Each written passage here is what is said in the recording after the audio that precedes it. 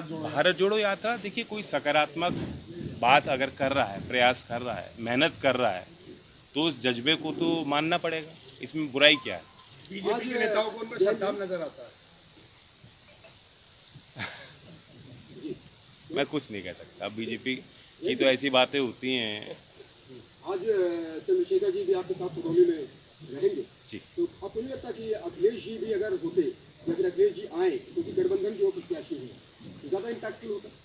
अखिलेश जी भी प्रचार में जुटे हैं और डिम्पल जी लड़ रही हैं। बड़ी प्रतिष्ठित सीट है, सबकी नज़रें हैं। मैनपुरी से भी हम उम्मीद करते हैं कि एक अच्छा पॉजिटिव रिजल्ट बड़े मार्जिन से जिताकर उनको भेजा जाए। आगामी निकाय चुनाव के लिए क्या रणनीति है? हमने निकाय चुनाव की देखिए, यहाँ मौजूद हैं कुछ सदस्य जो समन्वय समिति के मेंबर हैं। हमने भी एक कमेटी बनाई थी, उन्होंने प्रदेश में दौरा किया। उसके पश्चात समाजवादी पार्टी ने नियुक्तियां की हैं कि लोकदल और समाजवादी दोनों दल बैठ के एक रणनीति बनाए।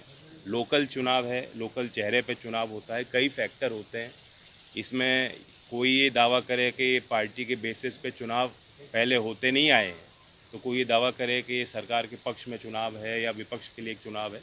ये हर शहर का अपना चुनाव। टिकट बंटवारा किस तरीके से होगा? क्योंकि पिछली बार कोशिश करेंगे कोऑर्डिनेट करके, जैसा आरएलडी के नेताओं में कुछ नाराजगी थी टिकट बंटवारे को लेकर। इस नगर निकाय के चुनाव में केंद्रीय कार्यालय की दखल कम से कम न्यूनतम रहेगी और जो समन्वय समिति है वो ही इस पे पूरी चर्चा करके फैसला लेंगे। पूरा अधिकार इन लोगों क्या को दिया रावण है। भी इस बार साथ में लड़ेंगे नगर निकाय चुनाव में? देखिए, रावण को हमने जोड़ा है और उनके अंदर एक ऊर्जा है। उन्होंने बड़े संघर्ष किए हैं और तब के ही कोई नेता बनता है और उन्होंने वो तमाम प्रताड़ना सहन की है। 2 अप्रैल के मामले में तमाम बेकसूर लोगों को के खिलाफ सरकार खड़ी दिखाई दी, तो उसको भी हमें दाद देनी होगी और साथ आएँ तो एक ताकत मिलती है, एक समीकरण बनता है। इस समीकरण के सहारे हम देश की और प्रदेश की सरकारों को बदलने का मादा ये समीकरण रखता है। हमें विश्वास है कि आगे ये समीकरण काम आएगा। जीएसपी को साथ लाने का कोई प्रयास है?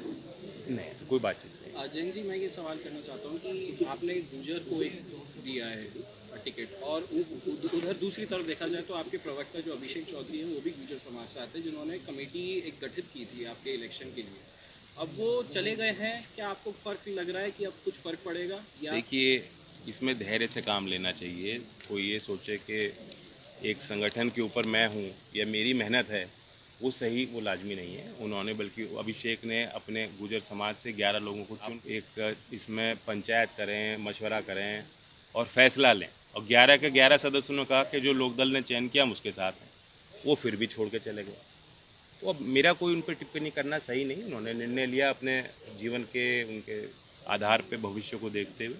लेकिन हमारी कोई उनसे लड़ाई नहीं। हम तो अपनी बात रख रहे हैं। मदन भैया 4 बार विधायक रह चुके हैं, जाने माने चेहरे हैं और मैं इस जातवाद के इस पे फॉर्मूले पर ज़्यादा विश्वास नहीं रखता। हमने इसलिए उनको चुना क्योंकि वो एक मजबूत आदमी है और वहाँ के उस क्षेत्र में जो आवश्यकताएं हैं, जिस तरह से अभी आपने कहा कि सरकार के खिलाफ भी चुनाव है और पूरा सिस्टम आपके सामने है, वो लड़ाई वो बेखूबी लड़ सकते हैं। नहीं, जो विधायक उनके गए हैं वो क्यों गए हैं? अगर इनके खिलाफ कोई ये सज़ा होती तो ये चुनाव नहीं लड़ पाते। सामने वाला तो गया ही क्रिमिनल उसमें है और उनकी हिस्ट्री शीट, चार्जशीट आप देखेंगे एफिडेविट में, तो कई धाराएं ऐसी हैं जो आप सोचेंगे, ताजुब करेंगे कि ये क्रिमिनल नहीं है।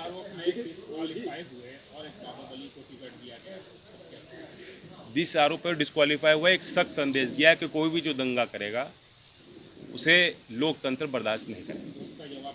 देर सवेर उसे सज़ा मिलेगी, जनता भी उसे सज़ा सुनाएगी। अच्छा, कल डिप्टी सीएम केशव मौर्य भी खतौली में थे और उन्होंने कहा कि ये चुनाव खतौली का खासतौर से एक बड़ा संदेश देगा और चाहे वो मैनपुरी का इलेक्शन हो, रामपुर का इलेक्शन हो या खतौली का इलेक्शन हो, क्या आपको लगता है कि ये 2024 का सेमीफाइनल है? उन्होंने, मौर्य जी ने वहाँ मुजफ्फरनगर में जाके गर्मी उतारने की बात नहीं कही इस बार। पिछली बार तो इसी तरह की बात कर रहे थे। बीजेपी के नेताओं को गांव के लोग पूछ रहे हैं कि गन्ने का भाव क्या होगा, घोषित क्यों नहीं कर रहे? तो सरकार को क्या डर सता रहा है या उन्होंने पूंजीपतियों के साथ बैठ के क्या फैसला लिया जो आज जनता के अदालत में वो पेश ही नहीं करना चाह रहे? पिछले साल 26 सितंबर को घोषित हो गए थे।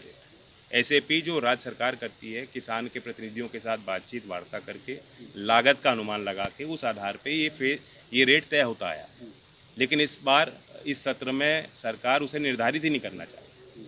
तो सबसे बड़ी बात ही लोगों की है, बीजेपी का कोई नेता गांव में जाएगा तो उससे यही सवाल पूछा जाएगा कि आप गन्ने का रेट कब घोषित करें। तो वोटिंग राइट की मैं बात कर रहा था, आजम खान साहब की वोटिंग राइट ले ली है, विक्रम सैनी की आपने मांग करी है, तो इस पर क्या कहना चाहेंगे? अभी तक उनके पे कोई एक्शन? देखिए, चुनाव आयोग सबके लिए एक बराबर है, नियम सबके लिए एक बराबर है, उन्हें कार्रवाई करनी चाहिए। अगर आजम खान साहब की आप वोट देने की के अधिकार को से उनको वंचित रख सकते हैं तो वही चीज़ें इन पे भी लागू होनी चाहिए। आखिरी सवाल, अखिलेश यादव को खतौली की जनता देख पाएगी इस चुनाव में? देखिए, वो हमारी रणनीति है, हम माइक्रो कैंपेन कर रहे हैं, कोई भी बड़ी मीटिंग हम लोग नहीं कर रहे हैं। मैं लगभग 22 गांव में जा चुका हूं, अगले सप्ताह में 60 से 70 गांव में और जाऊंगा। 28 तारीख में 3 गांव में हर घर में मतदाता की पर्ची मैं खुद बांटूंगा। तो पूरा हम संघर्ष करके डोर टू डोर कैंपेन कर रहे हैं। अब इसमें रणनीति में क्या चीज़ सही बैठेगी उनके हिसाब से हम